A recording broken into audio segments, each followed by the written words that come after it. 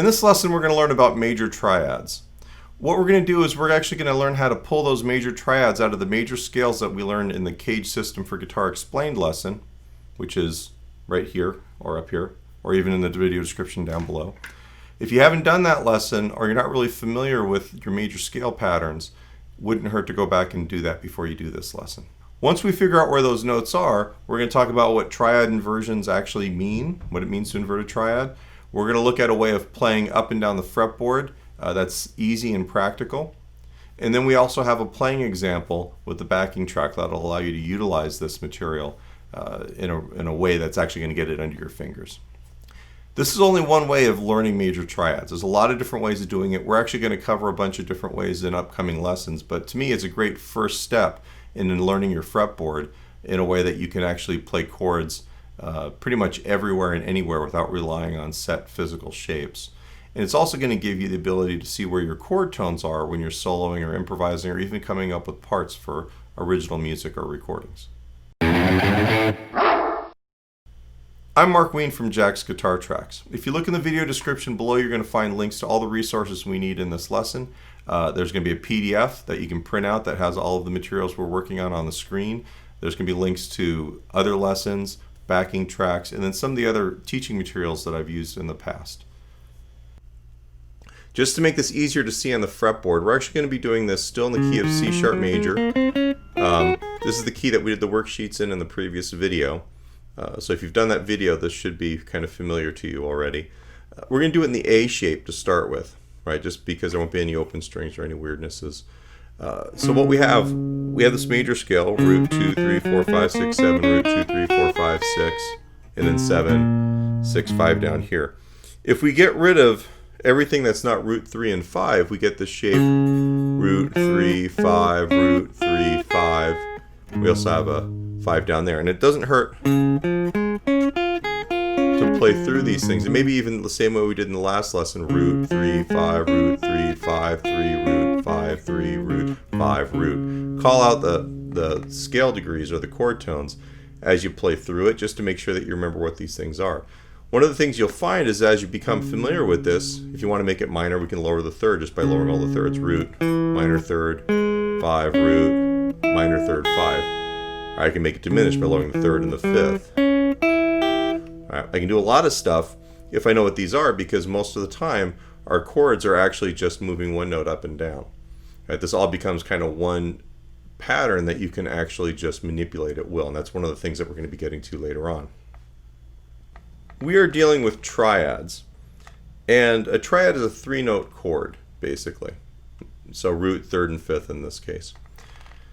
If we were to play that starting on the lowest note being the root, we would actually have what's called a root position triad. And that's what most of your chords are when you play, when we say, hey, play a C chord, play a D chord, play a G chord. All of those chords pretty much are root position because the lowest note is the root. Sometimes you'll see, maybe D over F sharp. And what that is, that's a chord inversion, with the F sharp as being the lowest note in the bass. In the case of D, that F sharp is the third. So this is actually what we call a first inversion chord. So you can have your root position, you can have your first inversion triad with the third being the lowest. So we're going to go root 3, 5 for root position. We'll go 3, 5 root for your first inversion, and then the second inversion starts on the fifth, which would be 5, root, and 3. The majority of the time, as long as the third is the lowest note, no matter how everything's arranged on top of it, we'll call it first inversion. And if the fifth is the lowest note, no matter how everything's arranged on top of it, we'll call it second inversion. Other styles of music, they're a little bit more picky about that, but for right now, we're just really worried about what the lowest note is in each of these chord voicings. So if we look at our first string set, and when I talk about string sets, I'm going to be talking about adjoining strings. So in this case, first, second, third strings makes up the first string set. Second, third, and fourth strings make up the second string set. Third, fourth, and fifth make up the third string set. And then fourth, fifth, and sixth make up the fourth string set. This is kind of an arbitrary way I like to consider this. There's no right or wrong way to do this, but it helps us actually communicate these ideas better. So in the first string set, if we're doing this starting in the root position, right, I've got root, 3, and 5 out of that A position from cage. If we go up to where the third is going to be the lowest note, we're going to be right here in the 9th position, and this is actually out of the E shape. And then the last one, because that's the first inversion, the second inversion is going to look like your open D major shape. Right, there's the 5th. We can also bring it down an octave right there. Right, so that's the first string set. Root position, first inversion, second inversion.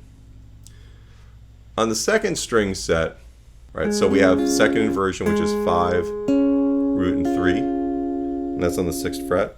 And then the root position is going to be right here in the 9th position, root, 3, and 5. And then the first inversion can either be right here, 3, 5, and root, or we can bring it down an octave there in the open position, or in the first position.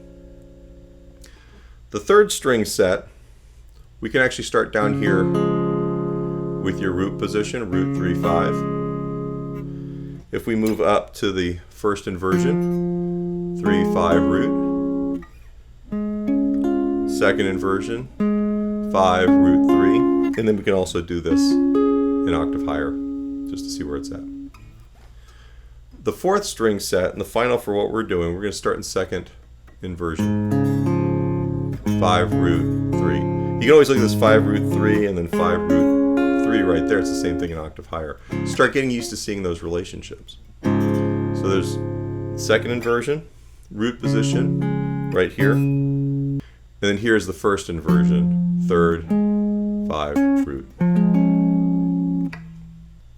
One thing that I alluded to just a second ago was this idea that you can stack these vertically. Any way that you can look at these in a different manner is going to help you see the whole fretboard.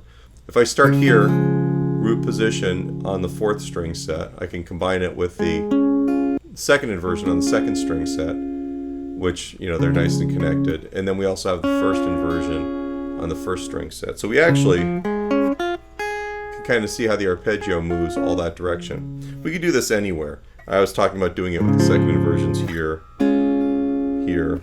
You can even put the first inversion there. Whatever you can do to start seeing how these chord shapes are placed relative to each other is going to help you see the fretboard.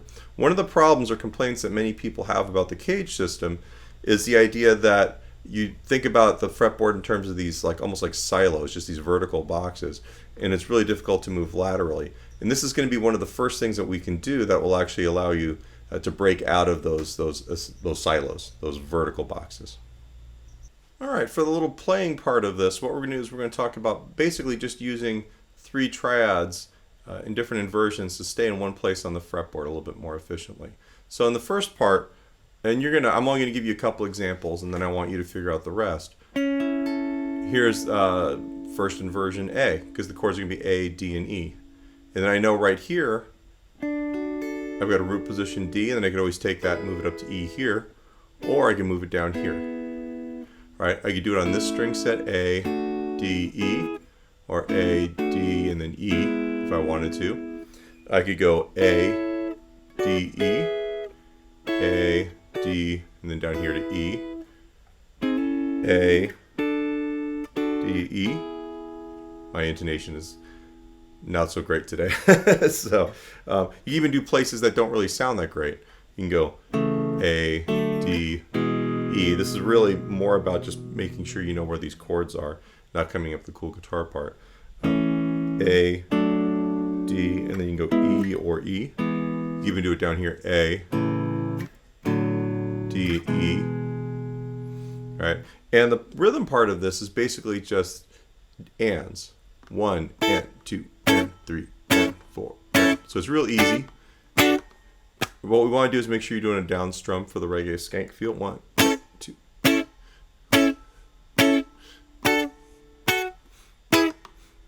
And I'll have the chord progression on the screen as you're doing it.